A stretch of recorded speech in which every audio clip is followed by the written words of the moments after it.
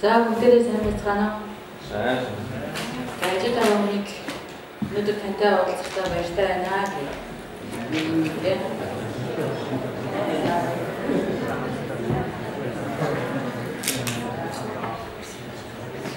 Бас өнөөдөр холоос зорж ирсэн хүмүүс байна те. За тэгээд үнэхээр эзэн бидний донд байж өөрийнхөө нэрийг алдаршуулах болтугай. Өдрөө хамтдаа эзний үг рүү өөрсдийн анхаарлыг хандуулъя. Тэгээд Одод номын 32 дугаар бүлгийн 8 дугаар ишлэлийг өдрөө хамтдаа харцгаая. Би чиний явах ёстой замд чамд зааварлан зааж өгнө. Би чамайг ширтэн чамд зөвлөнө гэж хэлсэн юм байна. Анх яшаа хөлт хийж яхад эзэн надад нэг үгийг хэлжсэн. Тэр нь юу байсан бэ гэхээр уршаач байсан, хоошооч байсан, би чиний явж байгаа газар хамт байх болно гэсэн. Амен. Эзний хүмүүс эзний үг ба өдөртөмжийг авч өөрсдийнхөө дараагийн зүйлс рүү, дараагийн хийх зүйлийг эсвэл өнөөдөр өглөө босоод эзний өдөртөмжийг, эзний үгийг сонсох, эзний чиглүүлгийг авах үедээ бидний зүрх сэтгэлд эзний амар тайван, эзний хайр, эзний тэр амьд байгаа тэр мэдрэмж эзэндээ хамт харилцаж байгаа харилцаанаас ирэх урам зориг ирдэг байна. Өнөөдөр бүгдээ хамтдаа эзэн бурхан биднэрт юу гэж хэлсэн бэ гэхээр яг танд өнөөдөр хандаад би чиний явах ёстой замд чамд зааварч байгаа. Тэр чиглүүлгийг би заавал хийж өгнө. Зааж хийж өгнө. Би чамайг ширтэхдээ би чамайг юу хийж байгааг харахтаа, чиний амьдралд юу тохиолдож байгааг харахтаа би чамайг ширтэн харахтаа зүгээр ширтэн харахгүй. Эзэн биднийг ширтэн харахтаа юу гэсэн бэ? Би чамд зөвлөгөө өгнө.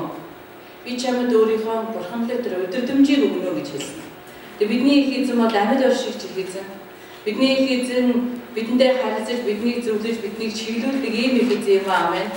Тэгээ ажид байгаа хүнийг хараад бидний их эзэн бидэндээ зөвлөж, бидэнд зөвлөж чиглүүлдэг ийм амьд их эзэн юм аа гэж урамшуулж өгөхгүй юм.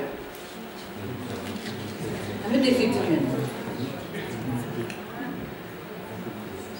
Эзэн энэ үгийг өөрөө хэлэхдээ хэн хандаж хэлсэн бэ? Эзэн яг энэ үгийг хэлэхдээ янз бүрийн нөхцөл байдалд байгаа хүмүүс зориулсан хэлсэн. Эзний яг энэ үгийг сонсож байгаа хүмүүс магадгүй сайн, муу, алдаатай, зөрчилтэй эсвэл өөрсдийнхөө амьдрал өөрсдийнхөө зөрчлөөс салж чадаагүй эсвэл аль хэзээ өөрсдийнхөө амьдралд олон зүйлийг бий болгож ахиц дэвшил өндөртөө байгаа. Иннээс үр шалтгаалаад эзэн байгаа нөхцөл янз бүрийн нөхцөл байгаа хүн болгонд хандан энэ үгийг хэлсэн байна. Харин эзэн бидний зүрх сэтгэлийг ямар байгаасаа гэж хүсдэг вэ гэвэл илүү сурах тийм хүсэлтэй, эзнийг тийм сонсох тийм зүрх сэтгэл сүнсний хандлагатай, ийм суралцах юм сүнстэй эзний үгийг сонсоод түүнийг за өнөөдөр би яг ийм байна. Гэхдээ эзэн та надад юу айлтгахыг хүсэж байна? Түүнийг надад айлтгаач. Эзэн минь би энд байна. Та надад өөрийнхөө үгийг айлтгаач хэмээн хэлж байгаа. Тэдгээр зүрх сэтгэл рүү, тэдгээр хүмүүс рүү хандаж эзэн өөрийнхөө үгийг хэлхийг хүсдэг. Тэгээ эзний онцлог ба зөвлөгөөр бид нэр эргэх үед эзэн бидэнд зааварчлан хөтэлдэг. Тэгээд эзнээс зааварчилгааг бүлээн авахдаа бид нэр хэрхэн яаж бүлээн авах хэрэгтэй вэ? Юуг анхаарах ёстой юм болоо гэдэг өнөөдөр хэдэн зүйлийг хамтдаа товчхон сууя.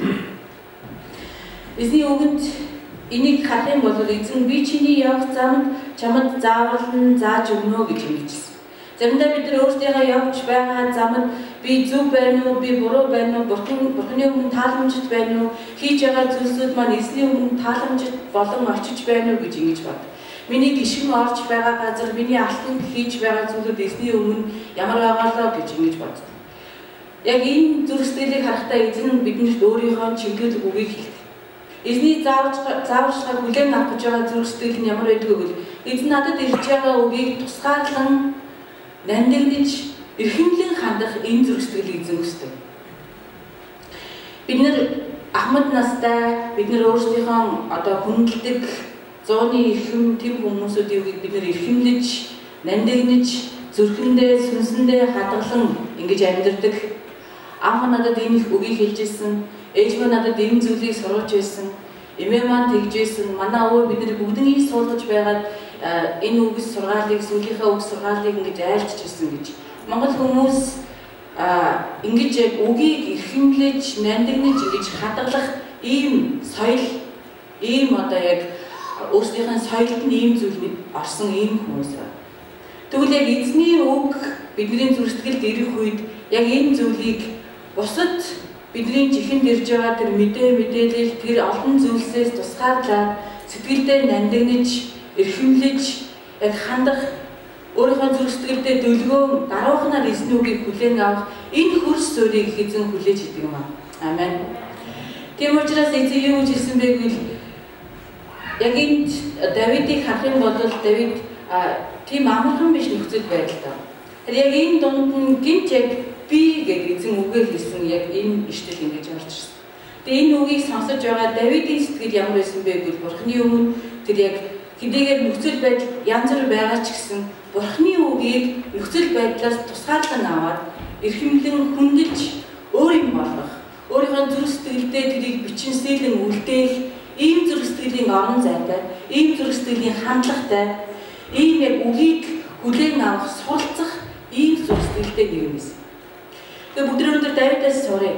Эзний үг надад ирж яхад нөхцөл байдлаас үл шалтгаалаад түүнийг өөрийнхөө зүрх сэтгэлд эрхэмлэж, тусгаарлаж, нандинаж, хүлээн авах ийм сэтгэл, ийм яг бидний сүнс зүрх сэтгэл бэлэн байна уу?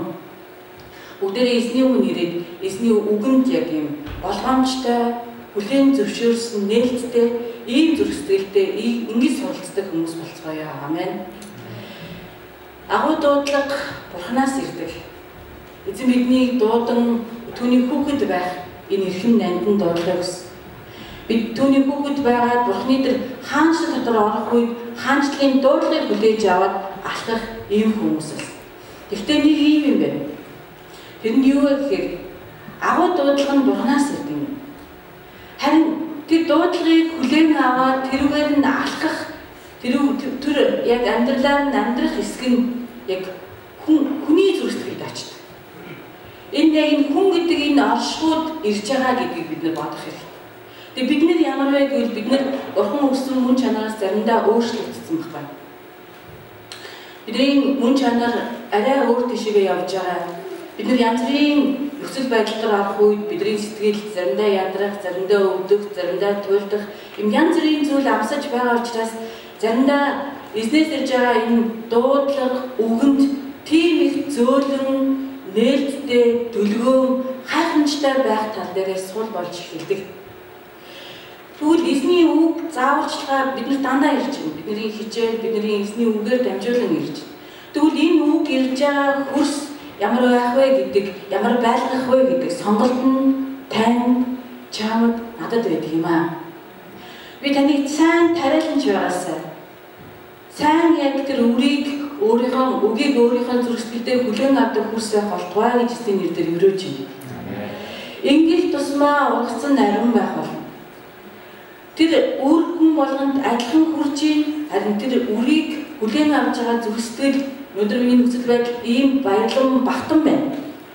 Өнөөдөр миний олон иргэн тайранд миний олон хайртай хүмүүс байна. Миний иргэн тайранд миний олон зүйлүүд хөгжин дэвжиж байна. Магадгүй ийм нөхцөл байж болно. Эсвэл миний хувьд энэ ямар Давид нөгөө дуудлага 23 дугаар бүлгээр бичсэн шиг яасан цөлөрхөг өдрүүд, цөлөрхөг цагууд, цагаагаарын хувьд яасан хүнд шургтай өдрүүдээ гэж хэлэх нөхцөл байдал байж болно. Иннээс үл хамааран эзэн надад хэлж байгаа үгийг тусгаарлан, нандинан, эрхэмлэн өөртөө хүлээн авч энийг хадгалах энэ зүрх сэтгэлийг эзэн биднээс хүсдэг юм аа. Амен. Тэгээ манай гэр бүлд өнгөрсөн бид нар 12 сард явж байхад манай гэр бүлийн өвдөд бид нар тийм амархан биш байсан. Тэгээ бид нар тэгээд явж байх үед тэнд нэг пастор гэр бүлтэйгээ уулзах үед нэг дуудлага ярьсан байхгүй юу. Тэгээ тэр үед нөхцөл байдал миний дээрээс нэлээд дарцсан байсан учраас манай гэр тэрнээс өмнө ер нь илгээлт ингэж яригддаг учраас надад тийм их шин, тийм их ингэж яг үнийг хэлхийд би нэлээд хол сонссон тэр зүйл.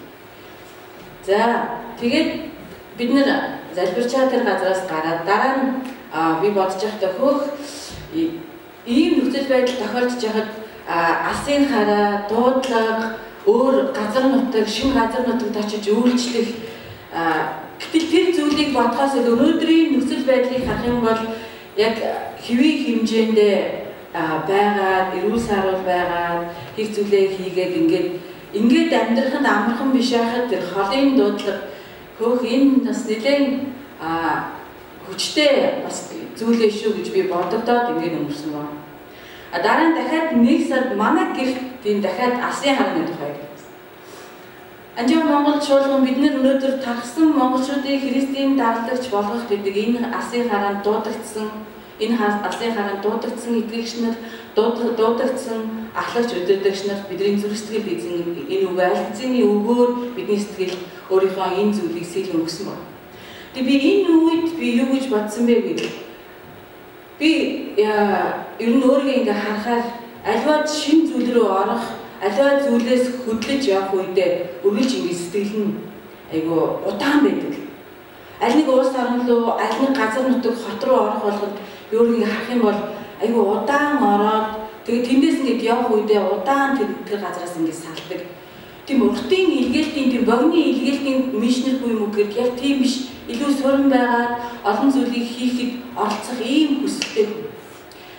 Тэгээд нэг сард биднэрт дахин яг ийм үндэсний төлөө үйлчлэх ийм дахин яг энэ талаар урамшуулсан, дуудсан зүйл ирэхгүй дахин эзний өмнө ирээд бид нар залбирсан. Тэгээд 3-4 жилийн бэлтгэл хийх хэрэгтэй гэдэг. 3-4 жилийн бэлтгэлгүйгээр алхах боломжгүй маа гэдэг зүйл яригдаад магадгүй тэр мэдээж яг тийм үгүй тийшээ ийшээ гэдэг зүйл тодорхой мэдээгүй ч гэсэн ямар ч байсан илгээлтэнд 3-4 жил бэлтгэдээ тэрнээс цаашаа одоо 5 жилийн хэдэн жил илгээлтэнд оролцоод ингээд газар нутгууд руу явах юм байна гэдэг энэ зүйлийг хүлээн авсан байна. Ингээ 2 сарын сүүлээр бид нэр ойрын 10 жилийн юм хар зураглал гаргасан. Тэгэхээр бид мэдгүй бид яг яаж явах ёстой, яаж хийх ёстойг мэдгүй боловч эзэн өөрөө юу гэж хэлсэн бэ гэвэл чиний явах ёстой газар гэж байна. Бурхан төлөвлөгдсөн газар гэж байна. Тэгээ тэнд нь эзэн өөрөө зааварлаж тэрэнд хэрхэн бэлдэх ёстой, хэрхэн юу хийх ёстой гэдгийг зааварлан зааж өгнө гэж эзэн өөрөө айлддаг эзэн. Өнөөдөр бидний амьдралд ч гэсэн их эзэн өөрөө хэрхэн христчин хүн байж, хэрхэн эзний дагалдагч байж алхах вэ гэдгийг эзэн биднээс зааварлан зааж өгдөг. Магадгүй сайн мэдгүй юм. 3-4 жилийн бэлтгэл гэдэг нь хаана хэрхэн яаж хийгдээд тэг хэрхэн явах вэ? Гэхдээ эзнээс өгж байгаа алсын хараа гэдэг бидний амьдрал нэгэн өдрийг ингэж ирдэг. Сайн мэдээний үйлчлэл биднийг эзэн ийгүү дууддаг. Тэгээд тэр өдрүүд нь ирэх үед тэр газар нутаг хэрхэн яах гэдэг бүх юм нь тодорхой болон бидний амьдралд ирэх болно гэдэг ч гэсэн бид нэр итгэлтэй байж болно. Тэгвэл бид нар энэ сайн мэдээний үйлчлэлд яаж оролцох вэ? Гэр бүлээрээ бүгдээ ингэж яг явах уу, яаж оролцох вэ гэж. Нэгэн хүн надад ингэж зөвлөж ирсэн. Бүх хүн илгээлтэнд оролцдог. Гэтэ заримдаа оролцож байгаагаа яг анзаардаг юм аа. Хүн болгон залбирлаараа оролцдог гинэ. Бид нар илгээлтийн төлөө залбирч явах үед бид нар газар болгонд илгээгдэж байгаа магадгүй би маргааш гараад хөрштэй сайн мэдээ тараах гэж байгаа. Энэ илгээлтийн төлөө бид аль хэзээний оролцоод ингэ явж байдаг. Мөн бас яг зарим хүмүүс илгээлтэнд оролцоод нэгээрээ хоёроо багаараа нэг газар нэг сар, нэг 7 хоног, магадгүй 3 хоног, магадгүй 10 жил очиод үйлчилж яхад энэ өөрөө илгээлт гэж байна. Мөн бас ямар илгээлт байдаг вэ гэхээр эзний сайн мэдээ тараахад явж байгаа хүмүүсийн төлөө өргөж, эдний төлөө өөрсдийнхөө ажил үйлс, бизнесийн төлөө бизнесээрээ дамжуулан тэднийг дэмжиж байгаа энэ өөрөө илгээлт. Ингэж чуулган өөрөө илгээлтэнд ингэж оролцож ингэж явдаг юм байна. Тэгэхээр бид нэр аль хэзээний өөрсдийнхөө илгээл, өөрийнхөө эзэн доторх үйлчлэлээ хийгээд явж байгаа ийм хүмүүс юм аа гэж би эзнээс уриалан хэлмээр байна. Дагсан монголчуудаа сайн мэдээ тараая гэж бидэнд яг энэ үг байгаа. Тэгэхээр Тимот номон дээр хэлэхдээ ямар ч цэрэг татагчтай таалагдахын тулд өдөр тутмын амьдралын хэрэг хутгалддаг юм аа гэж ингэж хэлсэн. Тэгэхээр бидний өдөр тутмын амьдралын хэрэгт хутгалдахгүй гэхээр яах вэ? Ажлаа явах уу, сургуулаа явах уу, үр хүүхдээ явах уу, олон зүйлүүдээ яах вэ гэж. Гэхдээ очиж болох, хурж болох хүн хаана амьдарч байна, миний хөршөө, миний эргэн тойронд байгаа хүмүүс эдгээрт би яаж хүрэх вэ гэдэг талаар бодож, магадгүй зураглал гаргаж ингэж алхах боломжтой. Өдөр тутмын амьдрал санхүү яаж дээрээс дарж исэн ч гэсэн эзэнд итгэж эзний хүлээн аваад явж байгаа хүмүүсийн хувьд би хэрхэн хажууд байгаа. Эсвэл надаас 2 цагийн зайд байгаа. Эсвэл би 3 цагийн зайд байгаа хүнд хэрхэн сайн мэдээ хүргэх вэ гэдэг энэ зураглал, энэ Асын хараантай хөтлөгдсөн энэ зураглал биднэрт байх хэрэгтэй юм аа. Амен. Би та бүхэнд уриалж байна. Та бүхэн яг 2014 онд би хаана очиж хэрхэн сайн мэдээ тараах вэ гэдэг юм зураглал гаргаад түүнийхээ төлөө залбираасаа. Би залбирлаа оролцъё. Би дэмжиж. Би яг энэ зүйлд өөрөө бичлээ оролцъё. Би 6 сард 1 удаа 1 өдрийг 2 хоногийг би яг сайн мэдээ тараахад зарцуулъя. Надад амар хүн хэрэггүй, магадгүй би нэг найзтайгаа юм яваад тараа. Яг ийм зураглал, ийм зүйл гаргаасаа. Бас эзэн дотор залбираад өөрийнхөө 10 жилийн, магадгүй 5 жилийн, та 2 жилийн дараа, 3 жилийн дараа хаана хизээ хэрхэн гэдгээрээ биш. Би өнөөдөр өөрөө энэ сэтгэлийг өнөөдрөөс эхлээд бэлтгэж гэнэ үү гэдэгтэй л яг үндэ байдаг юм шүү дээ ахын дүүсэн. Өнөөдөр би яг эзний өмнө дуудлага ирэх үед миний сэтгэл амар тайвныхаа зооноос нэрээ гараад явж би чадахгүй. Нэрээ би тэр хүсэж байгаагүй тэр ядуу буураа өгүүлж бөмбөг дэлбэрж өгүүлж янз бүр байгаа. Тэр улсаар нь лөө бас хөгжилтэй улсаар нь лөө нэрээ би явахад нэрээ бэлэн юм уу? Би таны хаанж ирсэн газар руу би явъя гэд өнөөдөр дуулж байгаа ч гэсэн үнэхээр би Асын хараанд хөтлөгдөөд ингээд би зогсож байна уу гэдэг энэ зөрсдгийнхаа хандлага эзний үг миний зүрхэнд ирж байгаа яг энэ зөрсдгийнхаа хандлагын хөрсөнд бүгдээрээ анхаарал тавья. Амен. Тэгэхээр цаашаа явъя бүгдээрээ. Тэгээ эзний үгийг хүлээн авахдаа, эзний зааварчилгааг хүлээн авахдаа биднэрт тусгаарлан биднэрт ирж байгаа үгийг тусгаарлан нандинан болгоомжтойгоор хандах хэрэгтэй байна гэж энэ талаар хуваалцлаа.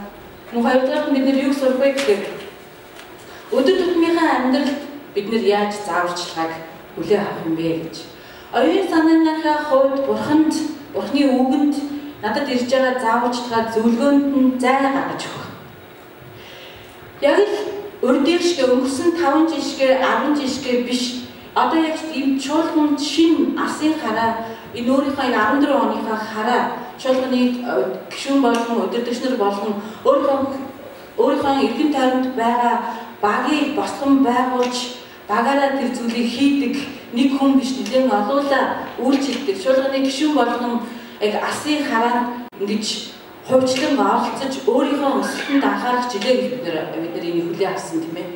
Чуулганы өсөлт гэдэг нь яг нэг хүнээс биш чуулганы хүн болгоны өсөлтөөс бидний яг эзнийг таньж мэдж байгаа тэр өсөлтөөс чуулганы өсөлт ирнэ гэсэн. Чуулганы яг хил хязгаараа тэлэлт нь итгэж хүн болгоны өсөлтийн тэр хил хязгаар тэлж байгаа тэр зүйлээс ирнэ гэсэн энэ Асын харааг бид нар бас хүлээн авсан. Тэгвэл яаж хүлээж авах энэ маш энгийн. Бурханлаг зааварчилгаа нь Бурхны мэрэгэн ухаанд бидний дотор өсөхөд бэрхшээлтэй цаг үе байж болохын энэ цаг үе. Яагаад тэгж хэлж ийнэ гэхээр бидний зүрх сэтгэл бидэнд маш их мэдээлэл ирдэг. Заримдаа бидний оюун санааг яг тэр нь бохирдуулж, хавдуулж байгаа мэдээлэл асар хүчтэйгээр ирдэг. Бидний интернет бид нар интернетийг хүснээрээ хэрэгжилж байна. Бид нар чөлөөтэй мэдээлэл авч байна. Бид нар ажил дээр очлоо 10 цаг магадгүй зарим үе биднэрт сул цаг гарах үед бид нар интернет рүү ороод маш их мэдээлэл авч байна. Магадгүй бидний үр хүүхэд маш их мэдээлэл авч байна. Гэтэ бид нар ямар мэдээлэл аваад юу руу явж байгааг заримдаа хянаж чаддгүй. Заримдаа аимшигын кино, замраагүй сексийн харилцаа, алах хүчирхийлэл янз бүрийн ийм мэдээлэл маш хүчтэйгээр авч ирдэг.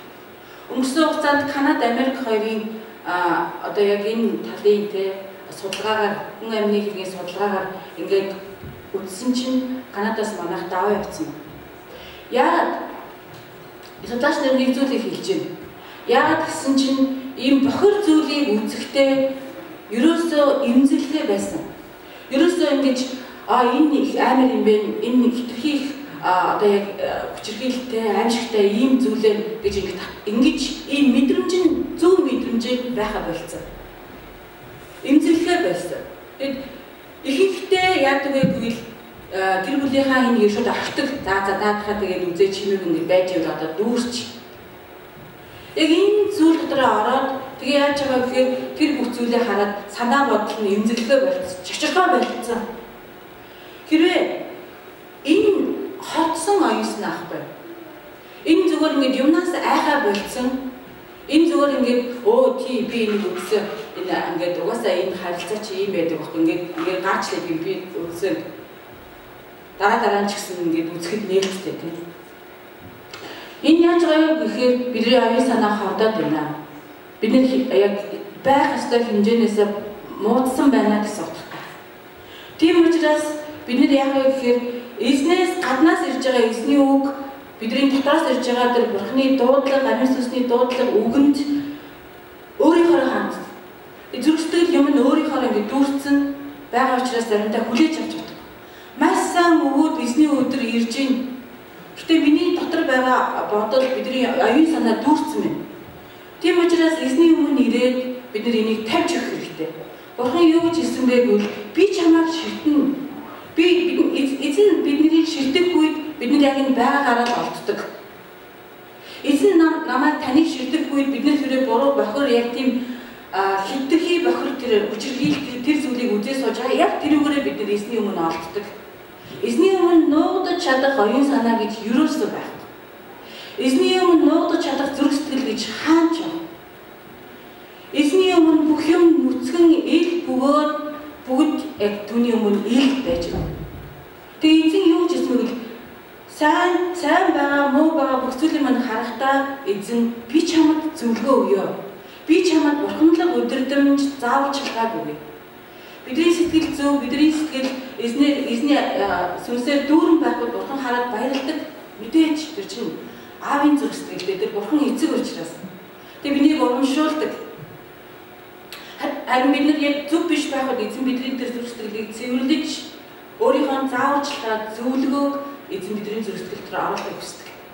Тийм учраас өөрсдийнхөө оюун санааны хувьд, өөрсдийнхөө зүрх сэтгэлийн хувьд бурханд зай гаргаж өгье ахын тусаар. Амен. Эзний үгэнд эзний тэр бидэнд ирж байгаа зүрх сэтгэл зай гаргаж өгье.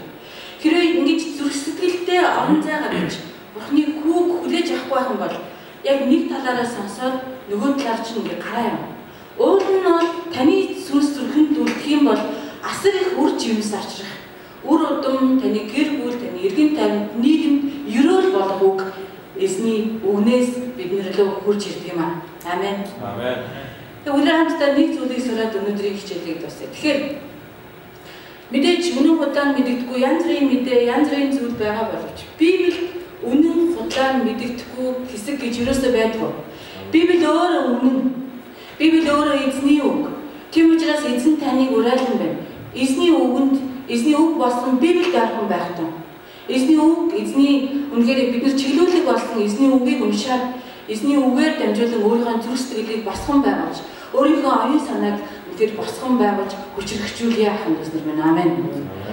Тэгэхээр бүгдээрээ цаашаа явъя.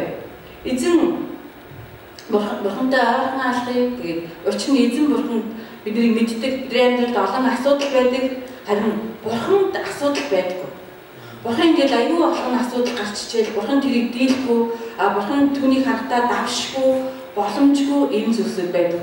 Тийм учраас тэр бурхантай ойрхон байх нь биднэрт өрөөлтэй юм ба. Амен. Тэр асуудал байх. Боломжгүй энэ зүйлийг надад хийхэд боломжгүй, тэр зүйлийг хийхэд би юм гэж байгаа биш. Мэргэн ухаантай зааварчилгаа өгч чадах, зөвлөгөө өгч чадах, хин хүнээс илүүгээр таны зүрх сэтгэлийн орон зай, таны амьдрал юу хэрэгтэй вэ гэдгийг мэддэг их эзнэр өөрийнхөө тэгэхээр зөвлөгчөө, зааварчилгаа өгчөө болгон хамтдаа алхая. Урдгаарт нь бүгдээрээ өөрсдийнхөө зүрх сэтгэл амьдралыг бурханд тааламжит байлгацгаая гэж. Тэгэхээр бид ямар ч хамаагүй амьдралаа биш бурханд таалагдах зүйлс суралцаа амьдардаг юм хүмүүс юм аа. Тэгэхээр Еврей бүгдээрээ хамтдаа Ром номны 12 дугаар бүлэг рүү хамтдаа очицгаая.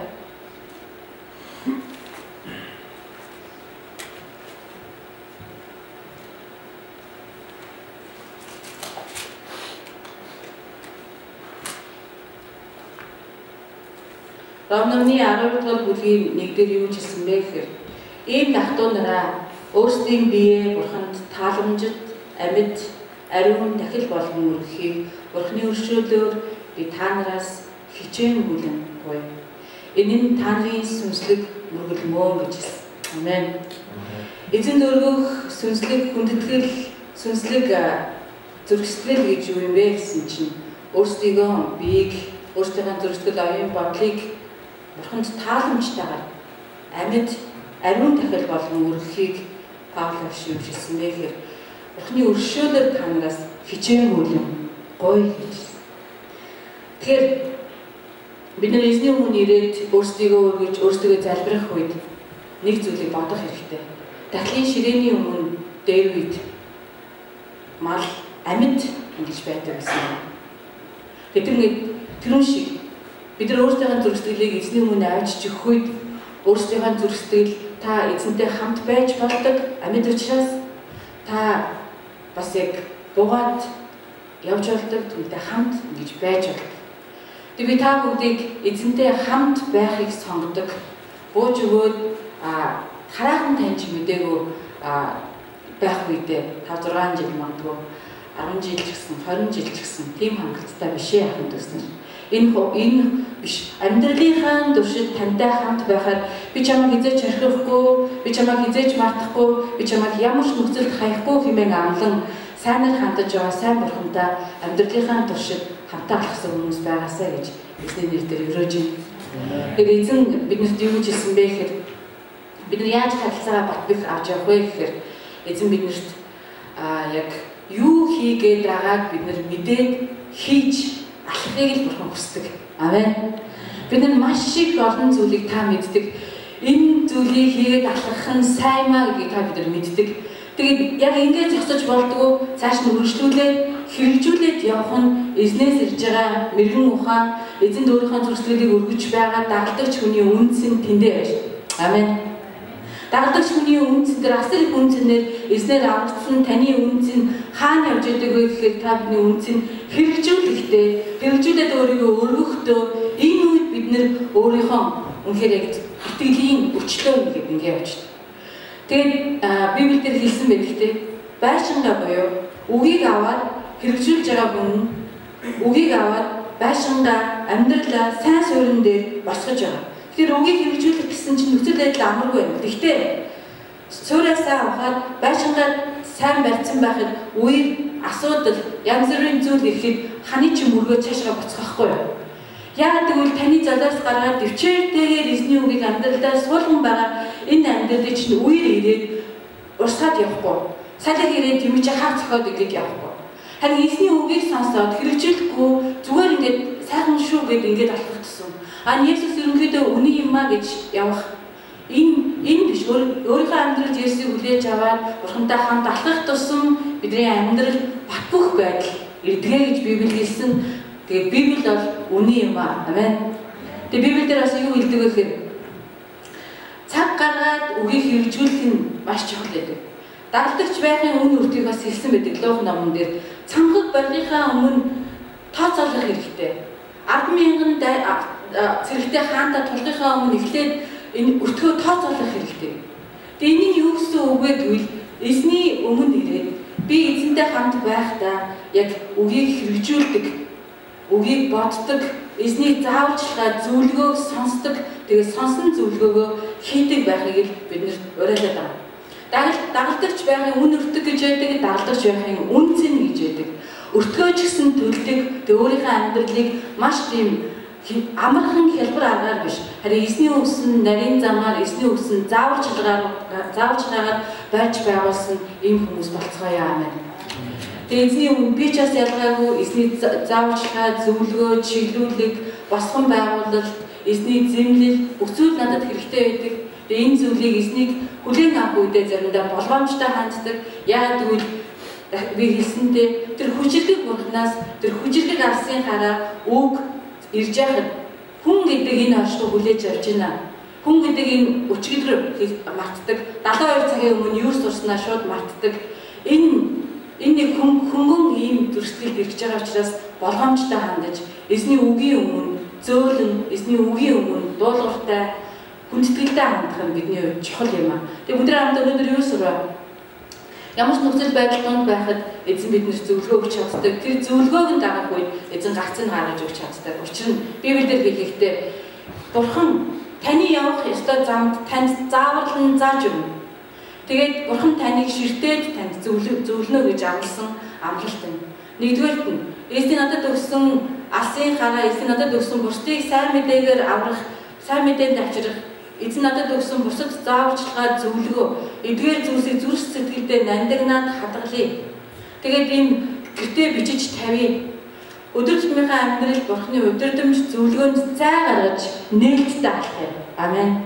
Яг одоо магадгүй таны сэтгэл, таны бодол хамгийн оргил санагдчихэж байна. Гэхдээ би танд хэлье. Та бүхэн зүрх сэтгэл, оюун бодол, эзний үгэнд нээлттэй цай гаргаж байж тэгээд яг бурханлаг тэр ерөөл бурханлаг замуудыг амьдралдаа амсах болно. Өөрсдийнхөө сүнслэг амьдрал амьд бат бих байлгаж амьдрий. Энэ яаж болохгүй вэ? Үгийг хэрэгжүүлснээс юм аа. Тэгээд бүгдээ хамтдаа эзний үгэнд босож түнд хандаж өөрсдийнхөө мартаалыг, өөрсдийнхөө залбирлыг өргөцгөөе. Тэгээд эзэн бидний рүү харж бидний ширтэн харахтаа бидэнд хайраар хандж байгаа. Эзэнд бас талархъя. Түүний нэмүүлсэл өршөөлж гэсэн бас намтаа талархъя.